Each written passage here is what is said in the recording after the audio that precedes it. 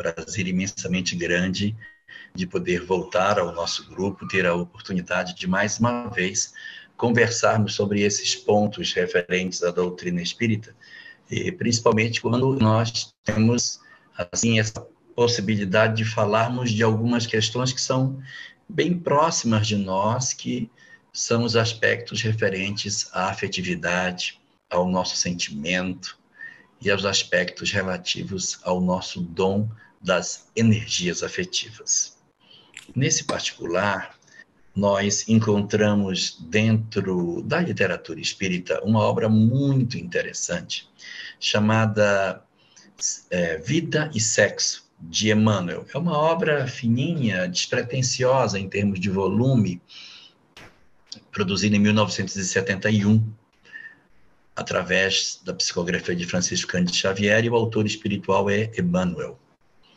E essa obra, apesar de ser assim fininha, ela é tão densa de conteúdo, ela traz tanta informação que até hoje, mesmo já passados 50 anos da publicação dessa obra, que é bem pequena, ainda não apareceu nada que supere a excelência dos conceitos apresentados ali por Emmanuel através de Chico Xavier nas questões relativas ao sentimento humano. E é exatamente nessa obra, na discussão que a gente encontra dentro dela, que nós vamos encontrar uma divisão que Emmanuel produz na obra, segmentando a humanidade da Terra em dois grandes grupos. Ele diz que existe um grupo de espíritos, uma quantidade grande de espíritos no planeta, as quais ele rotula, conceitua, de almas primárias. O que seriam as almas primárias? Seriam os espíritos que, pelo próprio nome está dizendo, espíritos ainda não amadurecidos do ponto de vista emocional.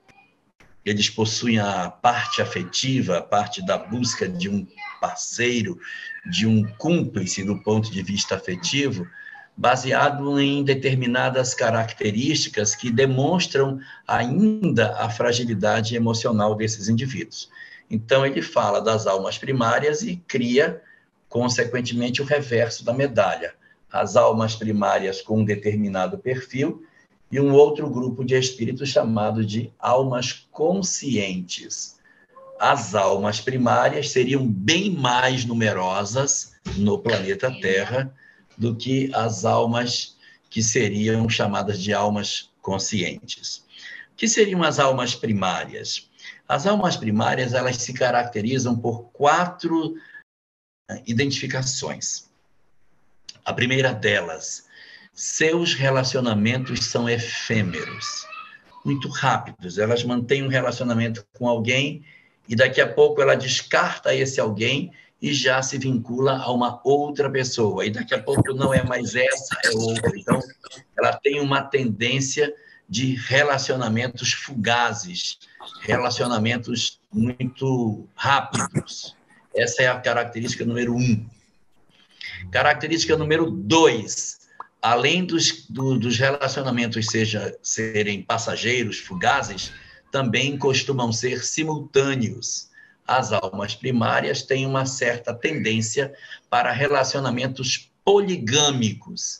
Além de serem fugazes, ainda se relacionam, além disso, com mais de uma pessoa ao mesmo tempo. Característica número 2. Característica número 3 das almas primárias. Escolhem os seus parceiros pelos seus atributos físicos. Então, quando eles vão eleger alguém para se complementar do ponto de vista afetivo, o grande elemento de avaliação se aquela pessoa pode ou não nos completar do ponto de vista afetivo está fundamentalmente relacionado com os aspectos físicos, com a beleza física, os atrativos físicos que esse indivíduo possa ter, é o elemento julgador do interesse ou não pelo parceiro. E a quarta das características que são apresentadas por Emmanuel é que esses espíritos não possuem interesse pelos aspectos espirituais da vida. Eles são, de certa maneira, indiferentes aos valores do espírito. As discussões sobre mudança interior, autoconhecimento, não. Eu quero a posse dos bens materiais, eu quero usufruir da vida, eu quero a horizontalidade da existência, eu quero usufruir apenas dos aspectos materiais que a vida possui. É isso que me interessa. Os aspectos espirituais não me dizem muito respeito. Então, essas são as almas primárias. E as almas conscientes são exatamente, no dizer de Emmanuel, o reverso da medalha. Quem seriam eles? Ao invés de relacionamentos fugazes, relacionamentos duradouros.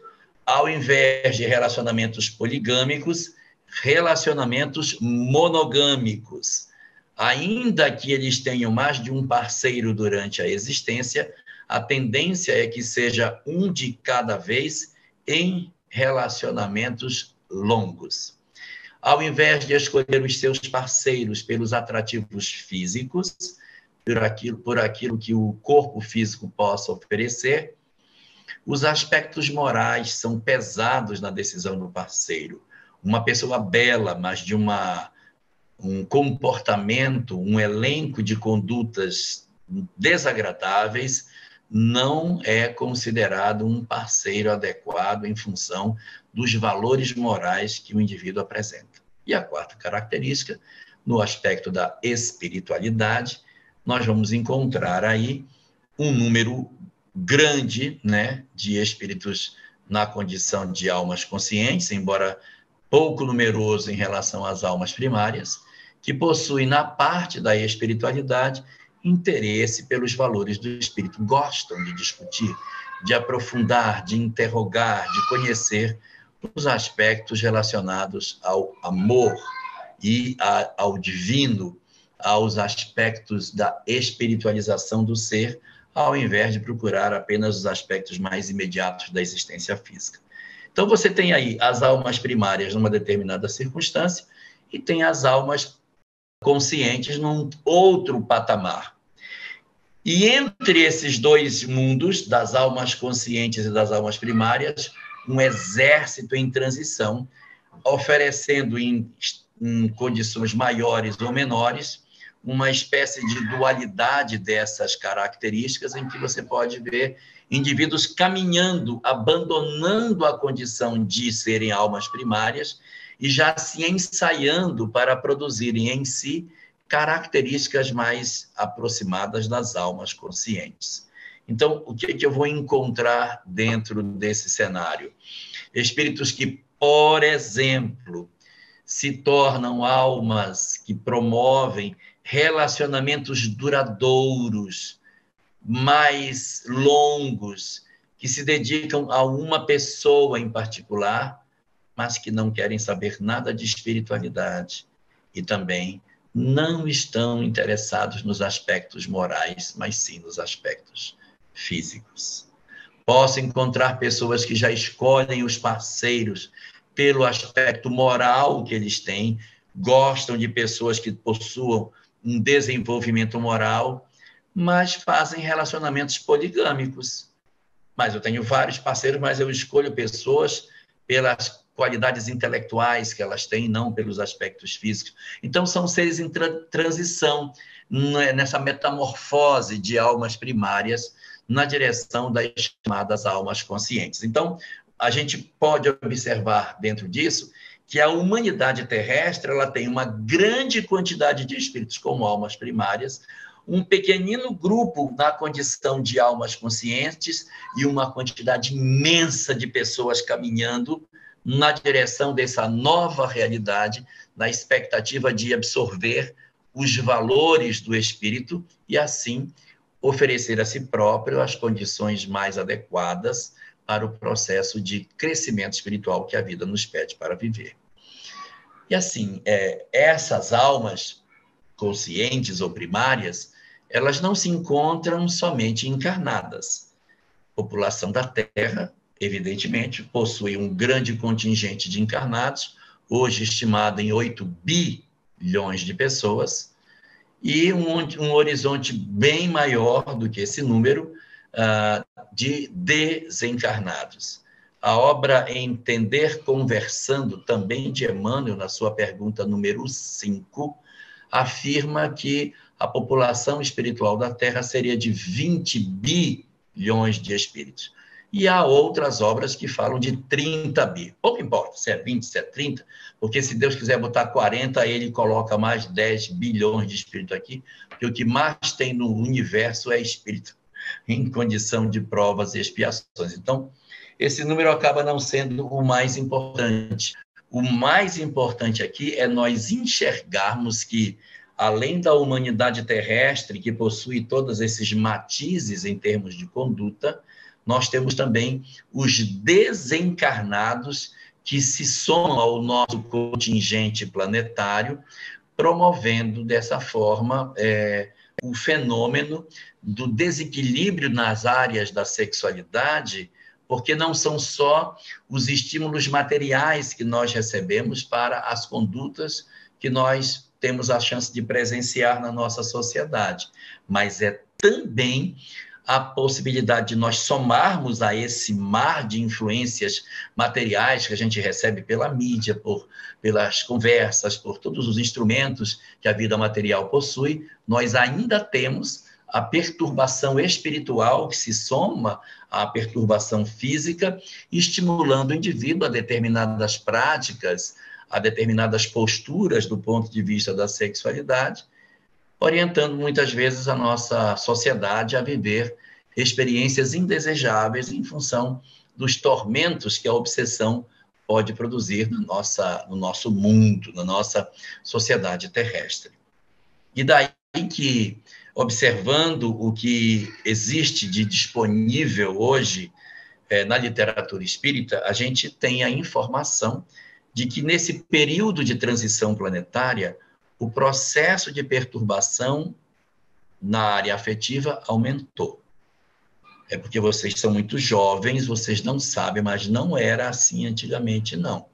Se você batesse uma fotografia da sociedade há 40, 50 anos atrás, você perceberia um outro formato, um outro modelo de relacionamento, uma outra estrutura no fenômeno da afetividade, da entrega de pessoas para pessoas. Mas quando você vive apenas o momento presente que a gente está vivendo, alguns de nós podemos ter a ideia de que sempre foi assim, mas não é verdade. Houve uma mudança muito grande nos últimos anos, em função da pressão espiritual que nós passamos a sentir. E aí, em função dessa pressão espiritual, as almas que eram primárias estão ainda mais entregues aos seus instintos. E aqueles que estavam nesse fenômeno de migração para um estágio mais desenvolvido na compreensão da sexualidade, estão sofrendo uma pressão espiritual enorme. E alguns deles, que não conseguem manter a lucidez dos seus bons propósitos, estão se sentindo, de alguma maneira, envolvidos pelas energias perniciosas do além e, através disso, vivenciando determinadas práticas que, para os nossos momentos atuais de transição, se tornam profundamente indesejáveis. Somando-se a isso, no nosso período de transição planetária, também se dá o reencarne coletivo de uma série de entidades profundamente perturbadas na área da sexualidade. E por que essas entidades reencarnam? Elas reencarnam com um duplo fim, por ela e por nós. Por elas, porque é uma chance de transformação. São almas profundamente equivocadas em diversas áreas, na área do materialismo, na área do poder, na área da intolerância, e aí nessa intolerância tem intolerância política, intolerância racial, intolerância religiosa, vários indicativos do processo de perturbação e a área da sexualidade inserida por dentro dessa questão. Nós pegarmos a obra Ceareiros de Volta, na sua página 29, nós iremos encontrar uma mensagem de Albano Couto, intitulada Os Fantasmas da Mente, na qual Albano Couto elenca 3 grandes motivos de queda do ser humano no mundo. Uma, o materialismo. A segunda, o gosto pelo poder. E a terceira, a sexualidade desregrada. E aí, quando você observa os grandes instrumentos de queda no presente, você vai perceber que Albano Couto estava certo. Esses fantasmas da mente estão nos rondando de maneira muito efetiva nos dias atuais, e muitos deles estão encarnados na Terra para trazerem ideologias perturbadoras, acenando com falsas promessas de felicidade, iludindo uma quantidade sem número de indivíduos que, ainda frágeis do ponto de vista afetivo, acreditam encontrar a felicidade na exaustão dos sentidos e na prática de determinadas experiências no campo da sexualidade, que no final de todas as contas não oferece ao homem, não entrega para a criatura humana exatamente aquilo que prometeu, abandonando os seres num processo de dor, de lassidão, de tristeza, e empurrando muitos para processos depressivos, de ansiedade, quadros dolorosos que têm muito a ver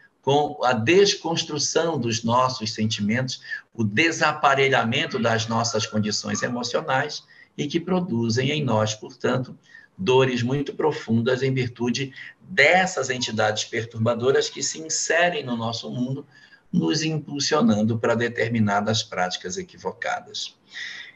Qual é o resultado de tudo isso?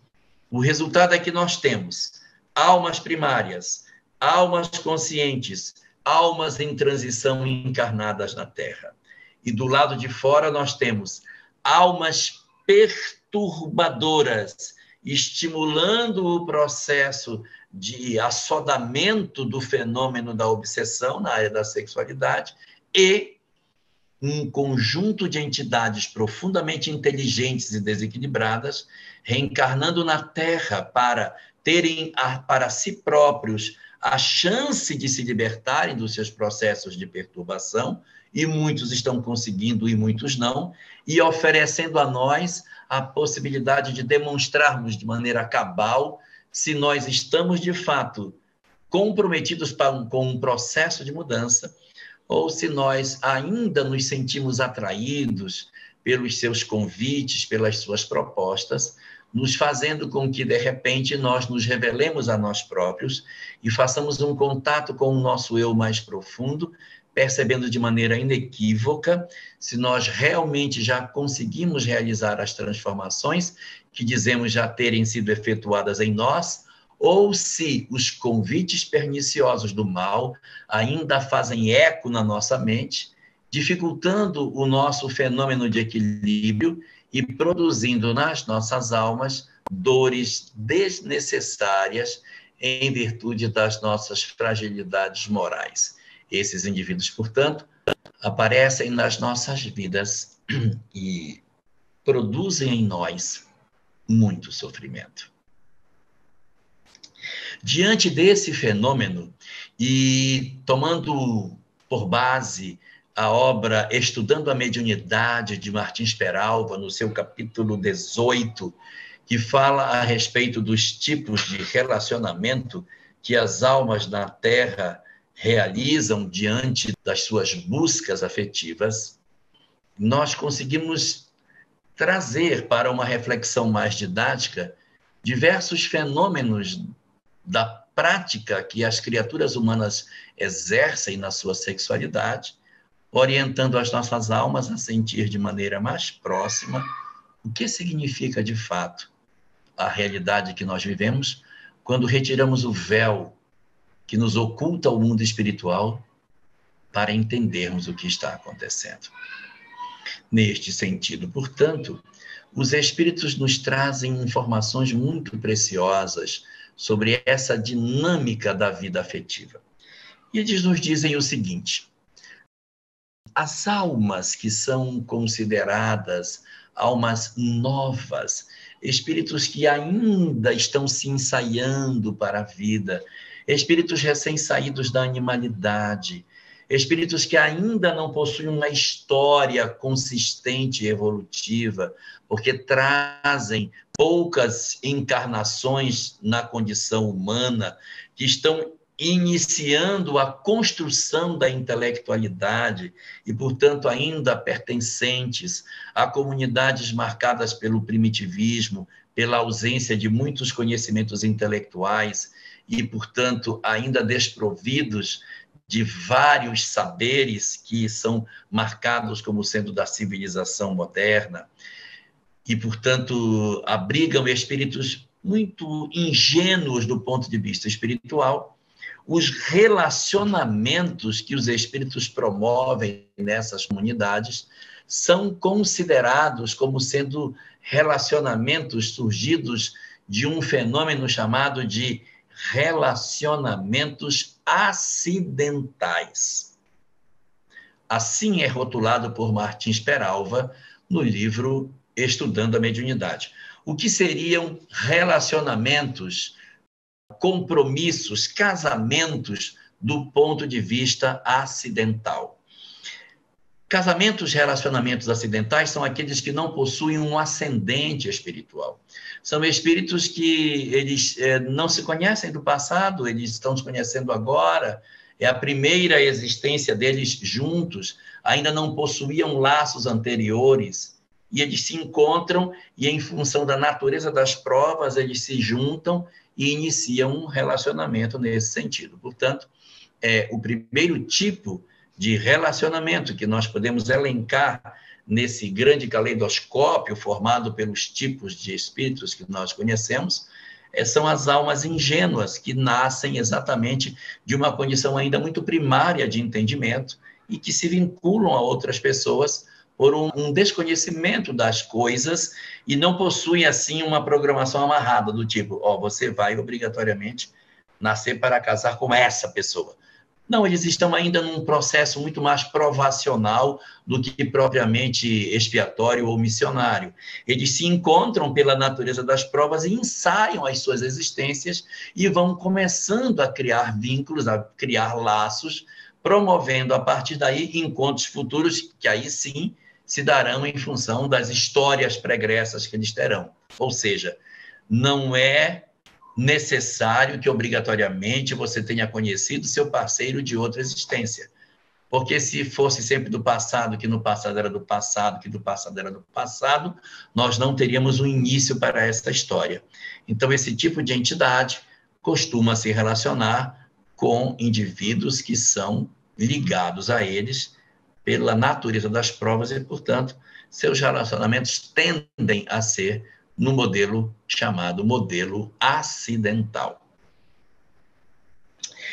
Tirando essas almas iniciantes que não possuem uma formação e um histórico bastante longo no sentido do crescimento, nós vamos encontrar agora as almas velhas, os espíritos experimentados, aqueles que já viveram muito, tiveram várias existências. Se aproveitaram ou não é outra coisa, mas não são almas ingênuas, não são espíritos primários, não são almas que ainda não viveram experiências para terem formado um arcabouço de relações anteriores. Não, já são almas velhas. Já tiveram muitas experiências corporais, já viveram muito intensamente os seus relacionamentos. Mas entre esses que já viveram muito dos seus relacionamentos, nem todos aproveitaram da mesma forma. Então, vamos falar aqui de 5 tipos diferentes de espíritos que existem, que, embora sendo almas antigas, não necessariamente são espíritos que aproveitaram as chances que a vida lhes concedeu. O primeiro tipo são os irresponsáveis. Aqueles que se vinculam, estão com um, estão com o outro, não quero saber, são almas primárias. São bem primárias. Eles se relacionam como eles bem querem, não querem, agora eu quero, agora eu não quero mais, quero fulano. Como são tipicamente os relacionamentos desses espíritos? Esses não são ingênuos como os outros. Eles já viveram outras vezes, então eles têm, sim, uma tendência de encontrarem com espíritos que já são conhecidos de outras existências. Já. Há uma tendência grande de que esses espíritos encontrem como parceiros de suas existências almas que conhecem do passado. Ah, então quer dizer que todo mundo que é irresponsável vai sempre casar com alguém que já conheceu? Não, não estou dizendo isso. Mas há uma tendência de que, por serem já velhos em termos de reencarnação, casem-se preferencialmente com espíritos que se conhecem do passado. Mas existe, ao mesmo tempo, um grande contingente desses espíritos que se relacionam de maneira acidental. São almas antigas, que já possuem muitas existências, mas são tão irresponsáveis que eles casam, descasam, casam de novo, procura alguém, desprocura, em uma semana já está junto, não está mais, está de novo, agora não estou sim, estou não. Então, eles se relacionam de maneira acidental também. E a gente pode dizer que existem dois tipos de relacionamentos para os irresponsáveis. Os casamentos acidentais, igual o que tinha para as almas ingênuas, conhecendo no agora, não conhecia no ontem, me senti atraído e me relacionei, ou casamentos que a história vem do ontem, vem do passado, mas não são casamentos tipicamente felizes. Martins Peralva, quando fala desse reencontro do ontem no hoje para indivíduos que possuem dificuldade de relacionamento, ele intitula esse tipo de relacionamento de casamentos provacionais, porque se gostam, mas não se suportam. Vivem juntos e se desgastam, brigam, se odeiam, se machucam e se separam. Mas sentem uma carência imensa do outro e parece que é uma relação que não se acaba. Fica arrastando anos afora as emoções do passado no presente. Casamentos provacionais. Duas almas sofridas que se gostam e que se juntam no futuro, mas que têm uma relação muito atritada. Reparem que é diferente do primeiro caso. No casamento acidental, não conhecia do passado. Houve uma atração e houve uma comunhão. Nesse, agora, segundo caso, que é um dos tipos de casamento para os irresponsáveis, eles se encontram em virtude do quê? De serem almas que se conhecem do passado. Mas eles têm muitos dramas. Eles são espíritos muito perturbados. E, portanto, por causa disso, eles têm relações muito conflituadas, mas por baixo da mágoa existe muito amor. Naquele modelo daquela antiga música que dizia: eu não presto, mas eu te amo. Eu não presto, mas eu te amo. Um terceiro tipo de espírito são as almas perversas. Os irresponsáveis são só irresponsáveis. Os perversos agem com intencionalidade. Cruéis, duros, espíritos, de certa maneira, que criaram muitas dores no seu caminho. Não necessariamente na área da sexualidade, mas podem ser homens de poder que oprimiram, que desgraçaram pessoas. Então, quando você tem indivíduos que possuem esse tipo de personalidade, de trazerem histórias bastante dolorosas, nós podemos dizer que são almas perversas. Os espíritos maus, perversos, são almas velhas também, porque se não fossem velhos, não teriam tempo para ter tanta maldade. Se são maus, é porque são inteligentes, mas não souberam usar o livre-arbítrio. Que tipo de relacionamento as almas perversas costumam apresentar? Basicamente, 3 tipos. O casamento pode ser acidental? Pode, as almas perversas podem ter casamento acidental, mas não é o mais esperado. Existe, principalmente nos dias que nós estamos vivendo, de criaturas que possuem uma dificuldade grande de manter uma coerência nas suas relações afetivas, nós estamos vendo muitos casamentos acidentais nos nossos dias atuais. As almas perversas, sim, podem ter esse tipo de casamento que é do hoje, é do agora. As almas se juntam, se buscam, e nesse momento presente, sem terem conhecimento anterior, elas se conectam e fazem relacionamentos afetivos. Mas não é o mais esperado para esses espíritos que já possuem uma longa caminhada. O mais esperado para eles é que haja casamentos provacionais. O que seria isso? Casar com indivíduos que eu conheço do passado, mas que a relação é muito complicada. E por que casa? Porque se gosta, gente. Se sente atraído, mas tem dificuldade de conviver. Eu queria tanto ver com você, mas eu não suporto conviver com você, mas eu gosto de você. E essa dualidade de luz e sombra faz esses relacionamentos difíceis, mas necessários para o amadurecimento do amor. Então, para as almas perversas, os casamentos mais típicos nesse sentido seriam os casamentos chamados de provacionais. E há um terceiro tipo que são apresentados pelos espíritos para essa condição das almas perversas, que são os chamados casamentos sacrificiais. Não são tão comuns de acontecerem, porque esses casamentos exigem uma alma luminosa que vem socorrer o que ficou para trás. Casamentos sacrificiais para almas perversas é que outro e não ele vem em socorro do que ficou na retaguarda. É como, por exemplo, o casamento de Lívia e Públio Lentulus. Quem era Públio? A alma perversa. Aquele que na encarnação anterior arrancava os olhos das pessoas. Mas ele recebe como parceiro Lívia, que se apresenta como se fosse um anjo, que o resgata da escuridão das trevas e vem oferecer a ele uma nova oportunidade de estarem juntos para que consigam construir uma nova história de amor e ela consiga exercer o papel de resgatá-lo das sombras. Casamento sacrificial. Um espírito que se levanta, mas que ama um que está nas sombras e que reencarna para oferecer a mão ao que está na retaguarda para que os dois se levantem. Almas perversas, portanto, podem ter casamento ocidental, uma possibilidade, com muito mais possibilidade de casamentos provacionais, mas podem ter também casamentos sacrificiais, desde que alguém se apresente para serem espíritos dedicados ao trabalho de socorrer o companheiro que ama, mas que ficou para trás. Um outro tipo de almas antigas, experimentadas, que estão encarnados na Terra, são as almas enlouquecidas que foram liberadas durante a transição. Quem são esses?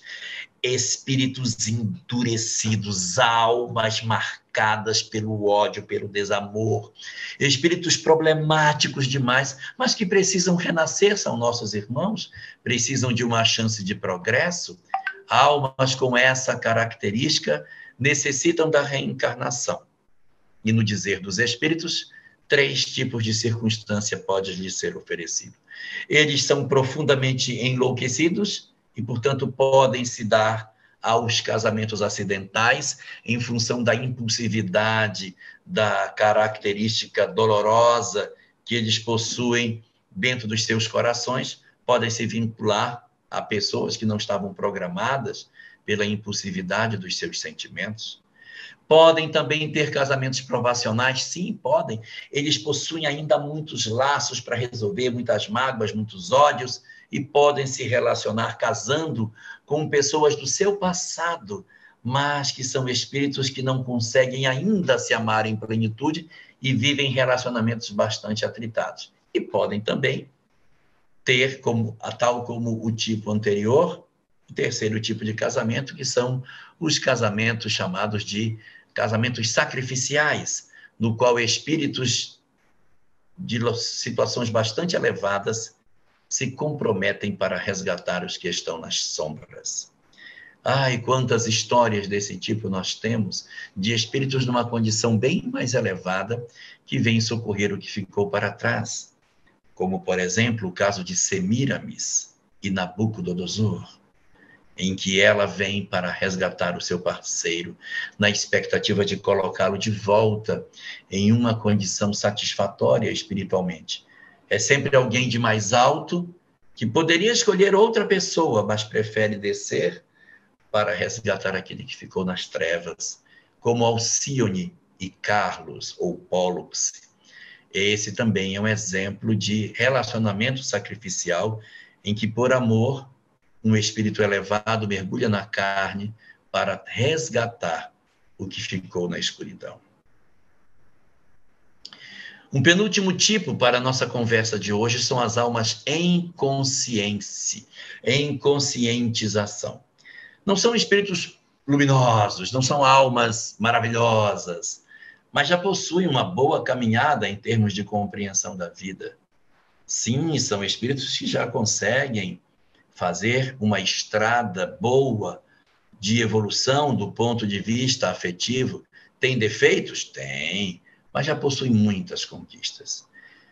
Que tipos de relacionamento, de casamentos, pode ser esperado para esse tipo de espírito? 4 tipos diferentes. Eles podem ter casamentos acidentais. Pode, mas é muito difícil. É raro que isso aconteça.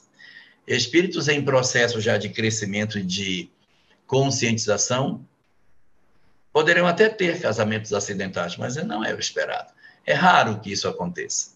Não é o mais provável.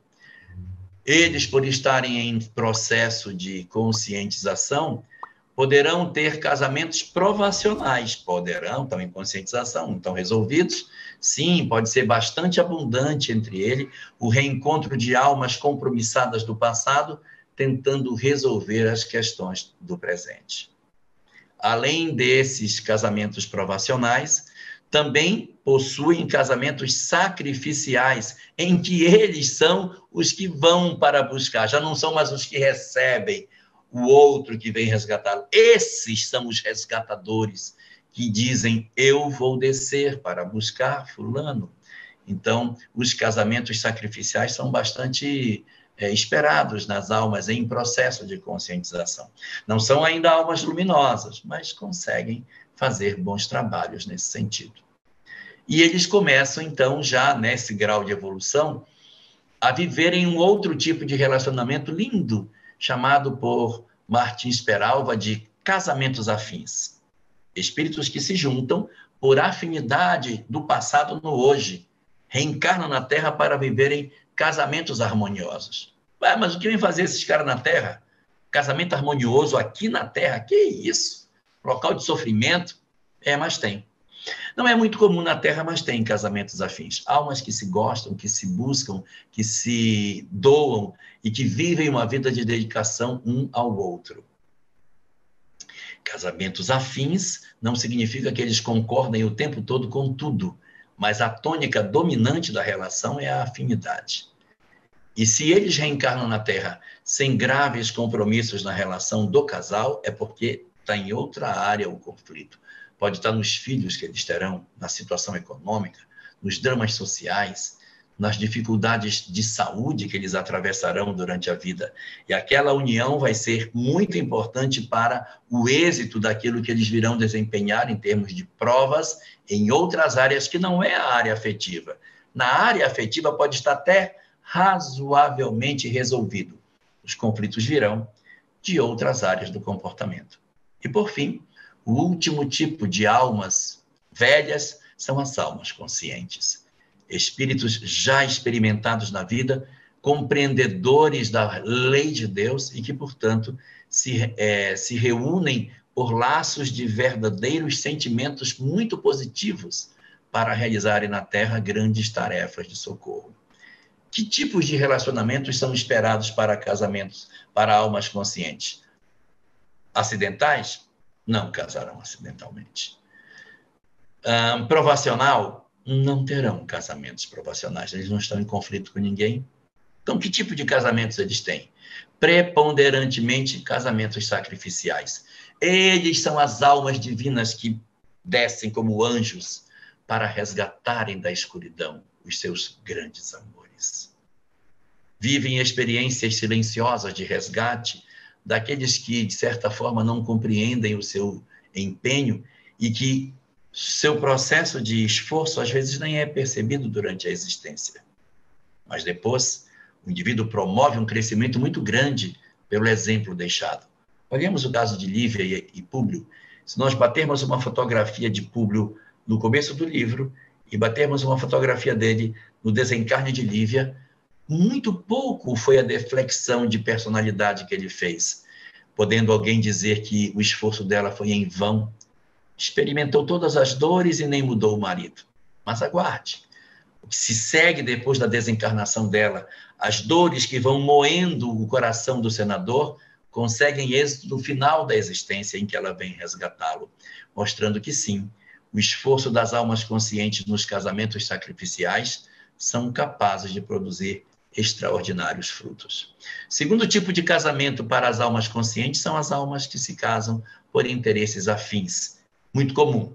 Elas se reúnem na Terra com outros que são afins para realizarem um trabalho em prol da família que eles estão vivendo. Eles vão viver em outras áreas, são espíritos de uma certa evolução e que aproveitam a afinidade para fazer os seus vínculos. E, por fim, um último tipo de casamento apresentado por Martins Peralva, chamado casamentos transcendentais, marcados por um objetivo de encontrar com outro alguém na condição de alma consciente para juntos exercerem uma atividade que não tem nada a ver com o lar em si, mas com a majestosa tarefa em prol da humanidade ou de uma coletividade. Encontramos isso, por exemplo, em alguns sacerdotes da Igreja Protestante que, com suas esposas, realizam trabalhos maravilhosos de socorro a determinadas comunidades, de evangelização, de socorro aos que padecem, e juntos realizam tarefas lindas em que transcendem a própria função do casamento. Querendo dar 2 exemplos de transcendentes, eu diria Allan Kardec e Amélie Boudet, outro casamento transcendental. Se juntam não por eles, mas pelo ideal maior.